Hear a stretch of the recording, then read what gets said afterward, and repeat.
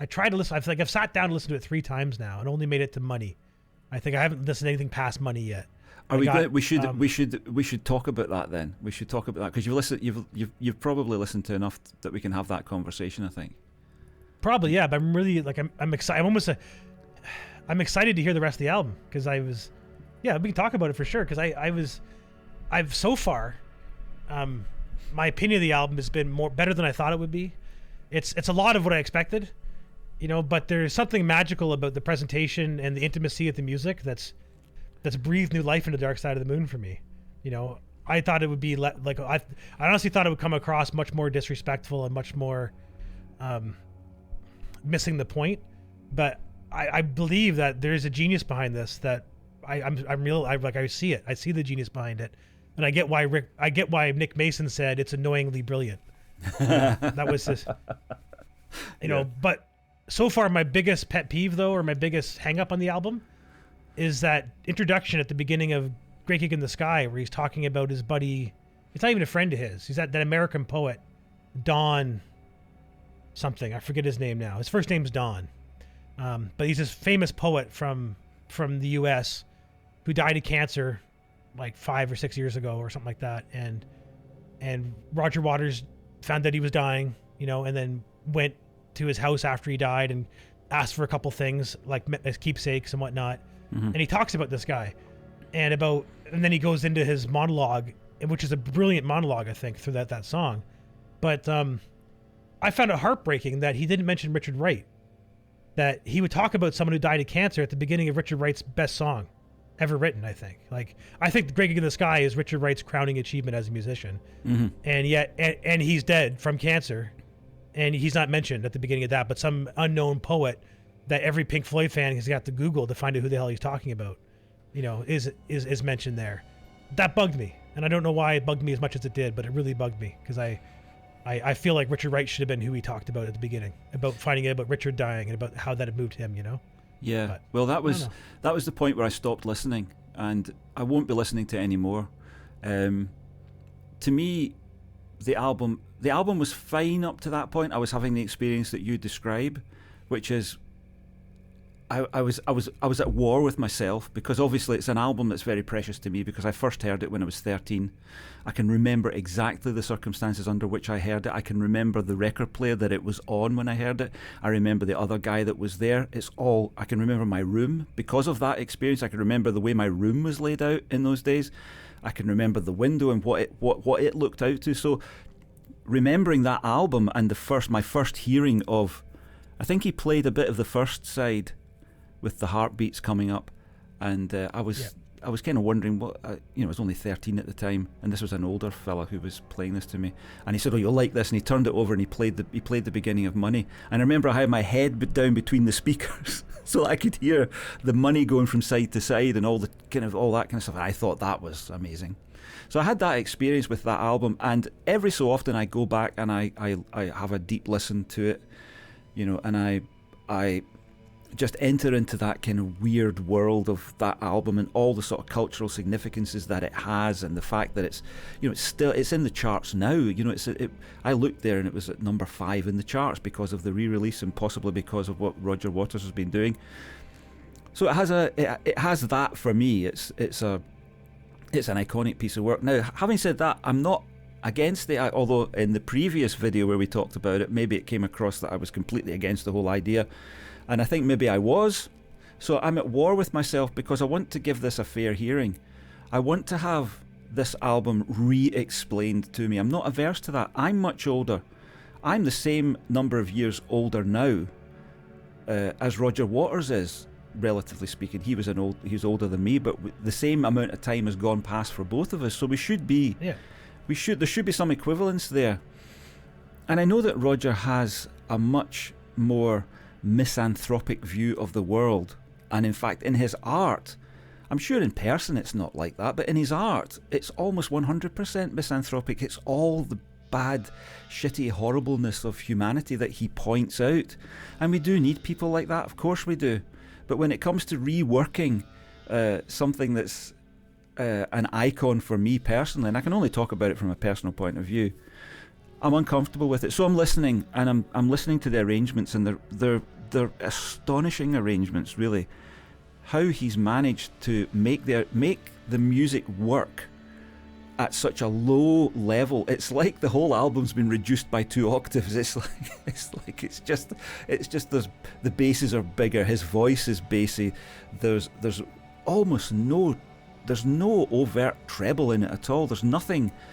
And it's almost like this is the way an old man hears the world, because an old men don't hear anything above, well, 10k for me at the present time. By the time I'm his age, it'll probably be 5k. I'll be doing well. I'll be doing well if I can actually hear speech properly.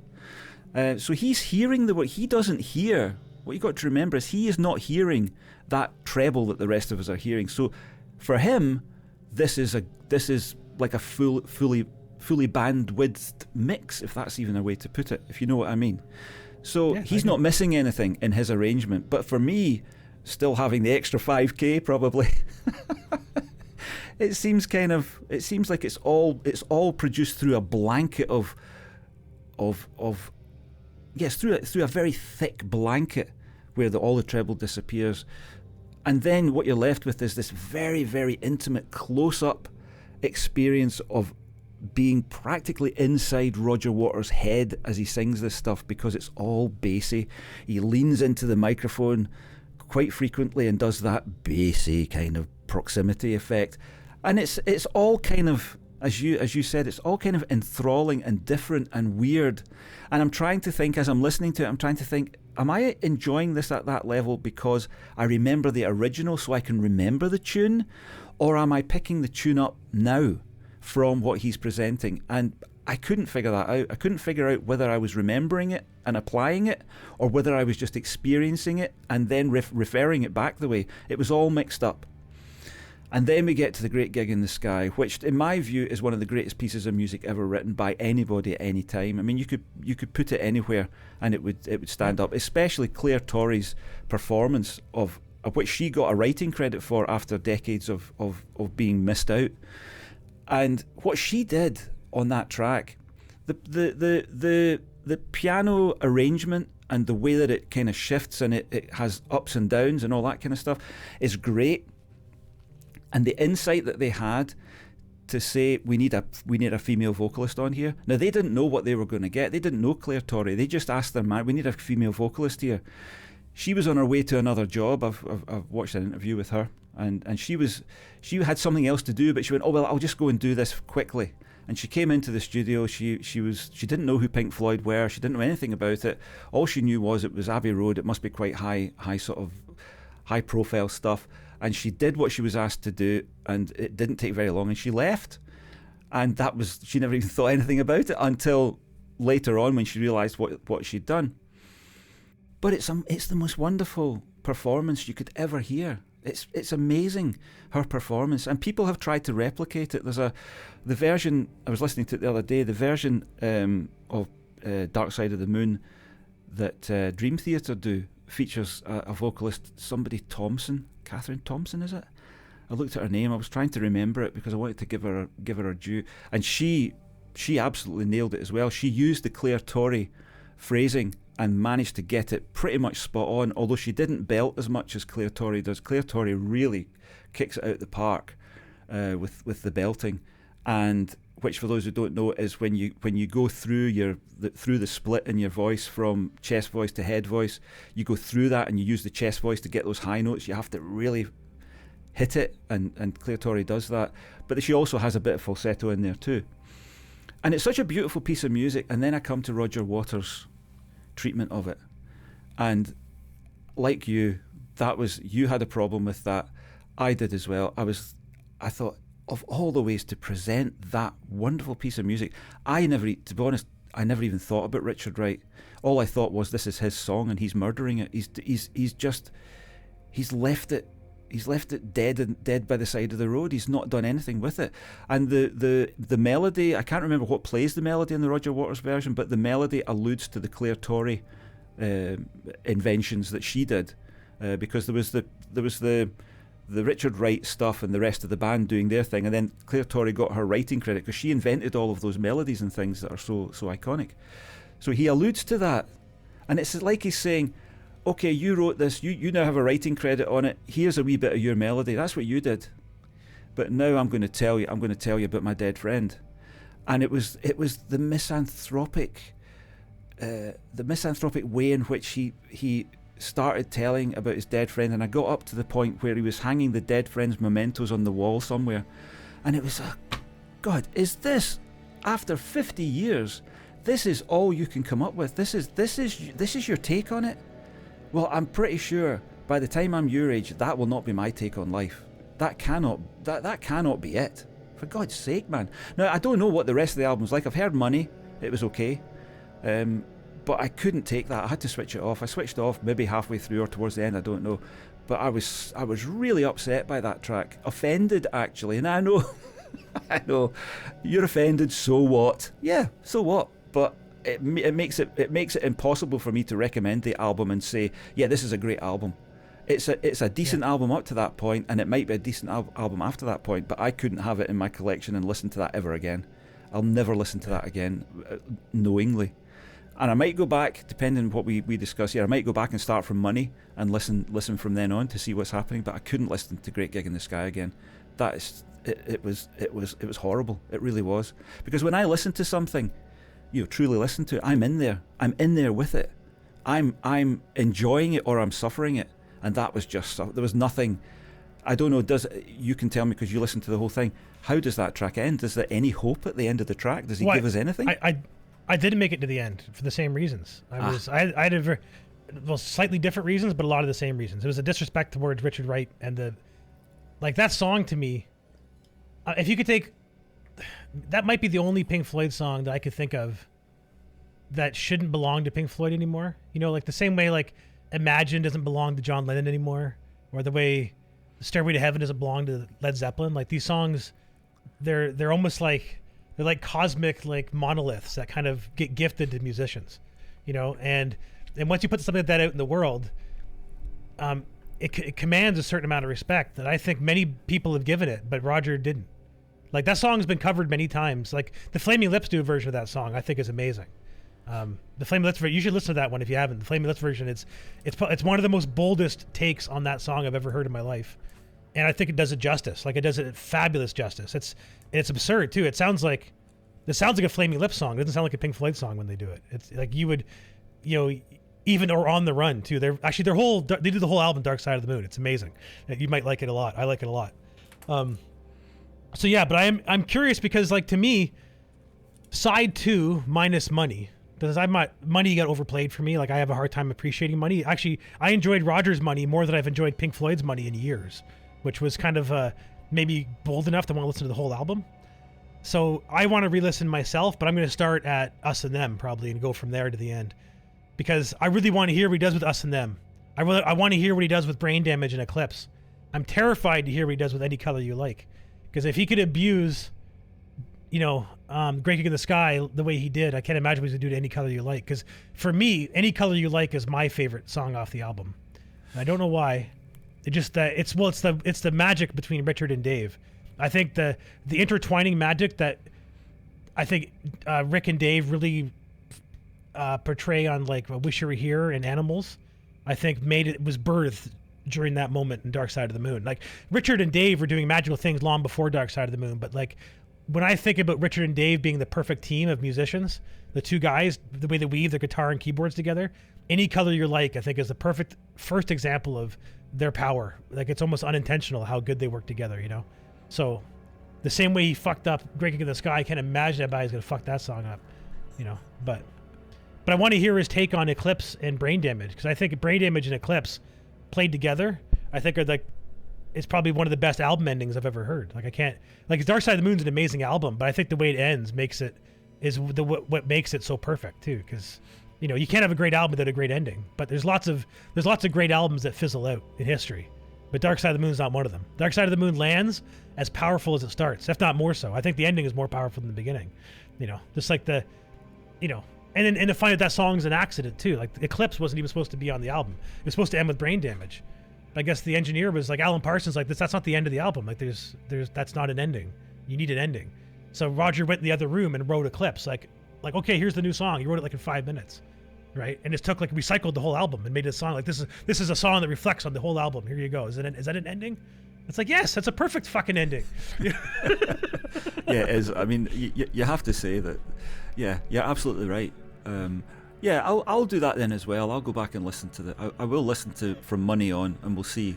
We can maybe have another Nice. discussion at a future date. Maybe I can. Absolutely. Maybe I can listen to the album and just skip Great Gig in the Sky. I don't know, but yeah, it's funny because you had that show that you did about Pink Floyd, and you were, I think you were kind of you were setting out the stall for.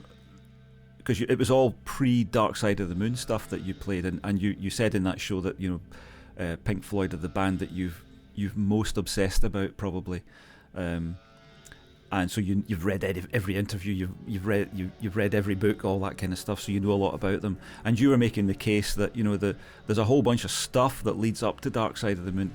It didn't for a modern generation who don't know Pink Floyd and don't know the history. For them, it might seem that Dark Side of the Moon just sort of popped out of nothing, but of course, no art is like that. It all comes from something, and you very cleverly sort of laid out the stall, laid out the case for here's this before Dark Side of the Moon, here's this other thing before Dark Side of the Moon, and you didn't pick the populist obvious tracks. Like you didn't go with Echoes or something from Meddle. You went with Pillow of Winds, and when you hear Pillow of Winds and Free 4 and things like that, you can kind of see the pieces being set up, and then they come into the studio to do Dark Side of the Moon, and the album starts off actually, because I was listening to the Dream Theater version just yesterday, the day before, and the album does start off. You can see the